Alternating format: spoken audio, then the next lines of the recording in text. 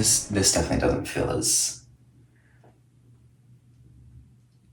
Y'all, my YouTube channel is literally my favorite thing that I do, and I haven't been keeping up with it. I mean, my music's my favorite thing that I do, but you know, YouTube goes along with that. I don't know, I've been talking to my therapist recently, and like I've come to the conclusion that I really do, like, I keep telling myself there's no time for you. There's no time for anything besides work. You know, like I go to the gym, I cook dinner, and that's like the free time spent most of the time, because now I go to bed at like 7 or 8 o'clock and wake up at 5 a.m. I have to do stuff that makes me happy still, and YouTube makes me so happy. This past weekend, I got a stomach bug, and so I had to take Monday and Tuesday off from work. I went to work for half of Wednesday, felt really sick again, so I went home, took off today, and went to the doctor, mostly just to get a doctor's note, but she told me not to go into work tomorrow, wrote me a note saying not to go into work tomorrow, and I texted my manager, and I was like, I have this note that says, like, I'm not supposed to go into work tomorrow, and then I'm, like, dismissed for the last couple days that I missed, but I still want to come in tomorrow. And he was like, well, no. So I'm literally being forced to take time off tomorrow, which means 3-day weekend, technically 4-day weekend if you count today. I got so much done today, and it was making me severely anxious because I really am a workaholic. Like, if I'm not working, I don't know what I'm doing with myself. I feel like every waking hour has to be filled with something productive. But in honor of me getting a really long weekend this week, I'm going to take this time and really allow myself to nourish myself and like give myself the care that I need. That's why I'm in the bath with lavender Epsom salts. I need to relax. I really need this, honestly. This is a lesson for literally all of y'all. Like, y'all need to take care of yourselves. And I'm gonna try to lead by example, okay? I'm gonna do my best to start like really taking care of myself. I used to be so good about it when I had more time on my hands, but now I keep telling myself like there's just no time. Honestly, how did people do this in high school? Like whenever I was in high school, I used to go to bed at like midnight, wake up at 6 a.m. and go to school, and like I would be perfectly fine. If I do that now, I literally like will not be able to get up the next morning. I'll be up in an energy drink and still fighting sleep. 200 milligrams of caffeine and still I haven't like slapped myself awake behind the register. But I deserve to let myself rest. I have to let my body get better. I mean, I haven't been to the gym at all this week, and I think that's part of the reason why I'm anxious, because like I love going to the gym. The gym is my favorite place. The gym is like literally my safe space. That's where I go to get all of my energy out, all of my anxiety. I had a dream the other night though, and I've been trying to interpret it. I walked out to my living room and there was a treadmill. And I got on the treadmill, but it started going backwards. And I couldn't run backwards. I kept like tripping and falling off. And so I tried to force it to go forward. But every time I tried to force it, it wouldn't go. And I tried so many times to force it to get me to move forward, but I just couldn't. I'm trying to rush the healing process is one of the interpretations, where I can't force myself to go forward. I have to let life run its course, and I'll go forward when life is ready for me to move forward. You know, I can't just create growth. My other interpretation is that I'm feeling stuck. And whenever I try to move forward, I can't. So that's another interpretation. It's like I'm trying to force things to go quicker than they are, and I can't. Like I'm actually like forcing myself backwards by trying so hard to move forward. I don't know, let me know what y'all think about that dream. Cause in the same dream, I also like had romantic feelings for Audrey Hobart. So like we were kind of just doing anything in the dream. If I sound like I'm being low energy, it's because Ainsley is sleeping right now. She actually has to go to work, and she also had the stomach bugs, so pray for her. I'm literally not allowed to go into work. I texted my boss and I was like, literally, please, like I was like begging. I was like, please let me come in tomorrow. I don't want to use my sick hours. It was like, I have everything like scheduled already. You can't come in. I'm just allowing myself to get better. We saw Zara Larsson yesterday. That was so much fun. I really liked her opener. I'm gonna have to check out her opener's music. Zara is such an incredible performer, and seeing her live was very fun. Couples ruin literally everything, especially straight couples. If you're a straight couple, you shouldn't be allowed into public spaces, in my personal opinion. Because the straight couple that was in front of me, it was standing room only, so they were like literally directly in front of me. I was trying to get a window in between them, but at a certain point they just became one. They became one collective person, and they kept kissing in front of me, and I was like, unless y'all are gonna share, I don't want to see it. Like, if I'm being so honest, I really wish you wouldn't. And then this other couple that was like in the VIP row in front of us, they had seats because they were VIP, so like it was fine if they were sitting, we could see over them. But then for several songs, they wanted to stand on the chairs. I'm like, absolutely not. I'm also like deadly terrified of social situations in like any capacity. So like, yeah, doing that would have been like completely off brand for me. It was really embarrassing because at the doctor today, I was literally like terrified. I hate going to the doctor. I hate having to pay for doctor's visits. I just think that's so crazy that we do that here in America. Like, it used to not be that crazy to me because I grew up with that, but then like reading other countries, how they handle medical costs, I'm like, that makes so much more sense. Like deprogramming my American capitalist brain to be like, oh, why do I have to pay to get better? Pay to go pick up a prescription? Like, that's weird. I think the doctor could tell that I was like absolutely terrified just sitting there. Like, I felt like I was literally sitting in a corner of the room and I felt like a cat that like you had chased into a corner. Also, like, why is it low-key embarrassing to go to the doctor as an adult? Like, going to the doctor by yourself as an adult, it's like low-key humiliating. I don't know why. Because most of the time they're just like, yeah, like stay hydrated, get plenty of rest. I'm like, okay. Like, that's what I was gonna do anyway. I literally just needed to go so that I could get a doctor's note so I get paid for these days off that I'm taking. But then it like backfired because I didn't want to take tomorrow off. I wanted to go to work tomorrow. But it's fine. It's fine. I need to like stop ruminating on that. It's literally fine. I'm gonna be fine. I have to let myself get better. I have to let myself rest. I deserve to let myself rest. And I have all the time. I have so much time in my life. I'm young, I have a good family, I have good friends. Money's always been like a very like big, like whenever I think about money, just alarms go off in my brain because of, I didn't grow up with very much money at all. Like, I don't know, I don't want to reveal like a whole lot about like how I grew up and like my childhood and whatever, but like, we moved a lot. I remember like we moved in with my mom's ex-husband. She was living in a shed in our backyard. It was convenient. It was just what we could afford at the time. Like, that was a large part of me, like, will always just stress about finances and my money and stuff, because like, as much as I know my family would love to have me back and would love to have me live with them, like, I don't want to. I want to live on my own and have my own experiences and have my own place. It's just that if I ran out of money and I needed to move back home, they wouldn't hold it against me, but I would feel like I failed so badly. I would feel horrible if I had to move back home. And I love my family, but like, I want to do well. Like, I stress about money so much. And I've talked about it in therapy, of course. Like, me and my therapist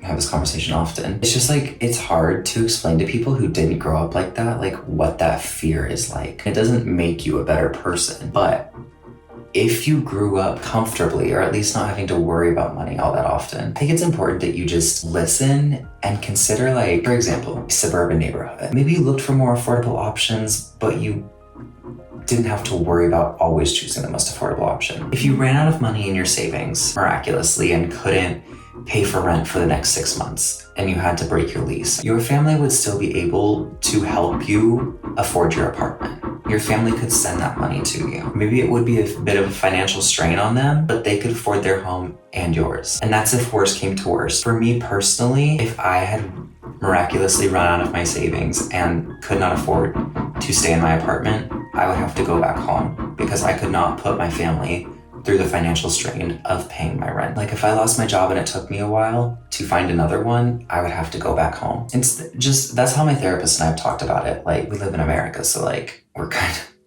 everything's a financial struggle right now. But like, I mean, I've been like heavily considering moving to like Italy or Spain or Greece or something. I speak quite a bit of Spanish and I want to learn Italian. I've learned a little bit of Italian. So until I find a replacement for Duolingo, I don't know how easy it's going to be to learn Italian, but like, I'd love to live in Italy or France. I mean, France is the most like punk country in the world, so I would love to live in France. Italy, get in touch with my hypothetical ancestors. Spain, like, I would love to live there and I've always really wanted to go there, but like, it's not as high up on my list. Like, Greece would be so incredible. Mamma Mia, I know it wasn't shot in Greece, but like, that's my favorite movie, and just like, well, Everything Everywhere All at Once and Shrek 2 are tied for my favorite movie. But everything about Mamma Mia is just like, oh my god, I need to live in Greece. We need a Grecian summer so bad. Oh, by the way, you guys, if I'm not mistaken, I have a single either out or coming out. I don't know when this video comes out, but hold on. I have a single called Get Fucked coming out March 24th. I'm very excited about it. It's being released for charity. Basically, it's a song I wrote in 2023 on the 4th of July, how corrupt law enforcement and political officials are. And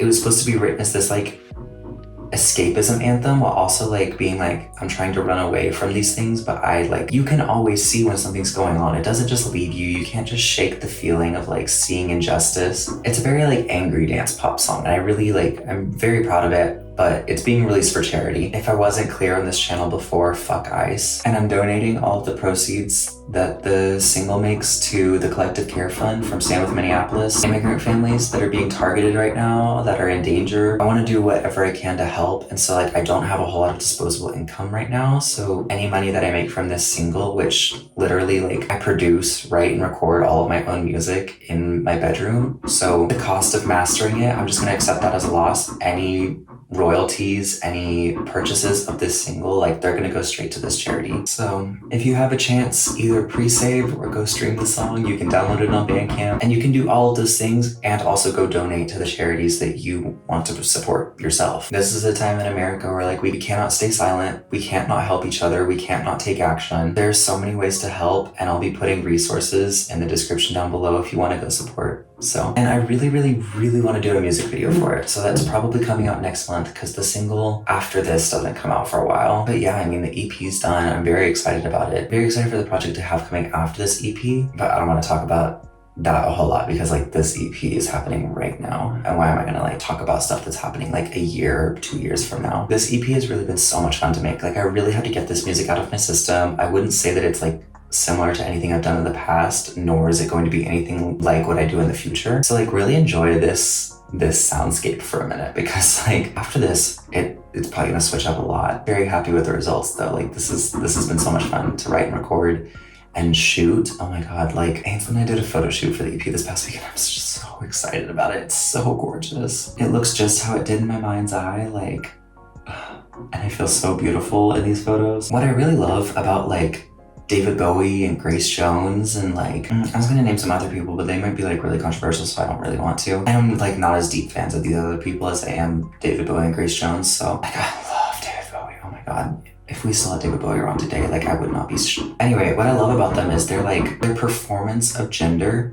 was so unique, and I loved that it didn't really matter. They were so androgynous and so their genderlessness almost put them on a higher level, a godly, esoteric, otherworldly, deified version of themselves. So I always really loved that. I've always really loved experimenting with gender and androgyny, and this era really leans heavily into the genderlessness of art, politics, and sexuality, or something that we see as so binary. And it's been really fun to create this project and sort of frame escapism and sex and politics in this way that is disconnected from gender, if that makes any sense. It's hard to see those things without that, but I really wanted to commit to the idea that who's creating the art doesn't matter for you to interpret it the way that you do. You look at the photos and it's it doesn't matter if I'm a boy or a girl or neither or both. What matters to me is that you're listening to the lyrics and the art and you're hearing what I have to say. By the end of it, I hope you realize escapism just doesn't exist. It's not feasible. You can't run away from what we're facing in the world right now. We're just gonna have to get through it. And the only way we're gonna get through it is community. And I believe that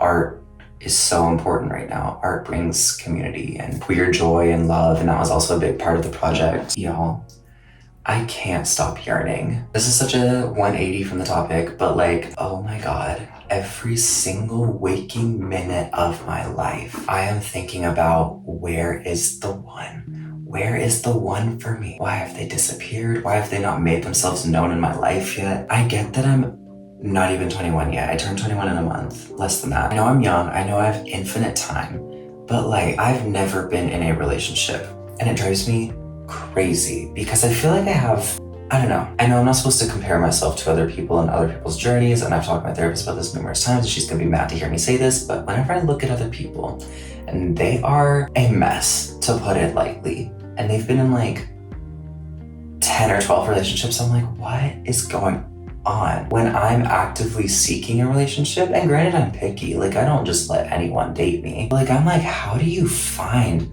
so many people to be with? And I've never found a single person. It's few and far between when someone has a crush on me, or at least makes it known to me that they do. I'm here to tell you right now, if you're at all interested in me, there's a high chance that I will say yes. I'm in a very experimental phase in my life, and I'd love to figure out who I am in a relationship. I know who I am outside of a relationship, and I love that person. I've done so much work on myself, and I really like who I am, and I do consider myself a good person. So it perplexes me that I've never been in a relationship. That's not why I yearn. I yearn because like in every moment of my life, I just wish that I had someone to share the beauty of life with. My life is so glamorous and romantic, and there's so many beautiful things in my world that I want to share with someone else. I have Ainsley, who's my best friend of almost 10 years at this point. I love her with all my heart. Oh my God, it has been 10 years. Oh my God, it's been a decade since we met. Anyway, she is my absolute world, but I can't make out with Ainsley. I can take her out on dates, but our secret language isn't the same as a secret language I would speak with a significant other. Like, I just want to be in love.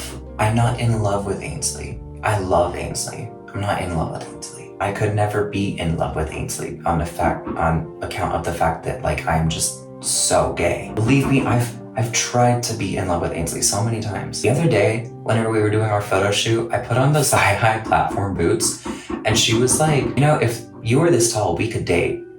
And I was like, yeah, if I was this tall. Like no other reason. My height is the only thing stopping us from falling madly in love and having 8 kids together and starting a family. No, like I'm just so gay. And I've talked about my issues with like queer culture and hookup culture and how they intertwine on this channel before. At least I think I have. And like sex is amazing, but I do want someone who like wants to put me in their life. Like I want to share my life with another person. I don't know if that's asking a lot. Whenever I was sick, I just like had this odd feeling of like, I want somebody here with me. I want somebody who wouldn't judge me in this moment and think this was gross. I mean, if someone was throwing up around me in my bathroom, yeah, I'm not gonna help with that. So sorry, like that's gross. I don't want to be around you when this is happening to you. And granted, I feel so gross, so I don't even want you around me.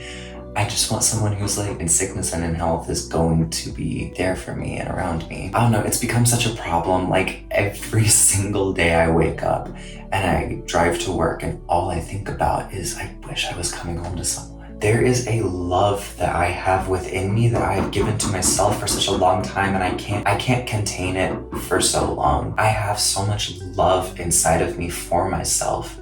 And now I want to share that with someone. I want to let someone else know that they're loved. I want to meet someone's family and get to know their siblings and become friends with their mom and come to family holidays. And I want to decorate for Christmas together and hang photos of our adventures together around the room. Like, these are things that I do for myself. I'm not lonely by myself. I love my alone time. I just want to find the person that I was halved from. I mean, that's all. Like, I know in life, my purpose is to love and to help. And I really do want to help. And like, that's another big reason I want to be in a relationship is like, I want to grow with someone. I want to learn more about myself and learn about them and help them. And I don't know. Sometimes I'm just like talking crazy. I feel like, is it so much to like want to love someone? And I guess that's why I am so picky, is like I'm not going to settle for just anyone. That's probably why I've never been in a relationship, is I know how I deserve to be treated. I know how I want to be treated. The art has always kind of come first though. Like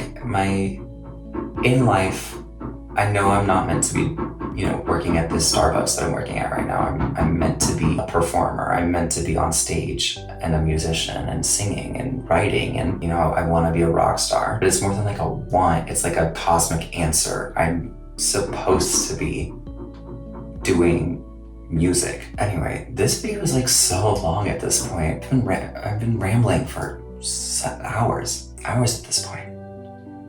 It hasn't been hours, it's been 42 minutes. I'm gonna wash my face, I'm gonna watch a movie, and I know it's like 10:22, but like, I have all the time in the world. I have a 3-day weekend. I have a 4-day weekend, technically. I'm gonna maybe finish some poetry books. I got a couple poetry books at the library recently. I got halfway through Cosmic Tantrum, and I don't want to shit on poetry authors. I think that poetry is a very underrated genre that y'all need to really get into. It's just like, her writing style is not my thing. And I could like go in depth with my issues about it, but like genuinely I don't want to bash poets. Like, I think like poets deserve way more recognition, unless you're Ruby Core. I don't get down with like Instagram poetry. I don't get down with this like weird, like, we're doing 2-sentence poems now and it's always like cringy, and I hate it. I hate the Instagram poetry. I hate Ruby Core. sorry, I don't hate Ruby Core. I just really I don't appreciate what she does. What she does to me is not poetry. What she does to me lacks the depth that makes poetry, but whatever. I'll put the poetry books that I got this past weekend up here. I started another one, but I can't remember the title of it, but it's so good. His writing style is just beyond beautiful. And I like to annotate. So since they're library books, I've been annotating in my journal. It's been fun to really dissect his poems because he is very metaphorical. He's not very literal in his poems. There's a lot of figurative language in his poems, and I really love that. That's my favorite type of poetry. I'll leave you guys know. Thank you guys so much for watching. If you like this, make sure to subscribe, all the YouTube things, and I see you guys in the next one, which might be the vinyl collection video, which y'all have been waiting on. I know, probably. I don't know. Love you guys.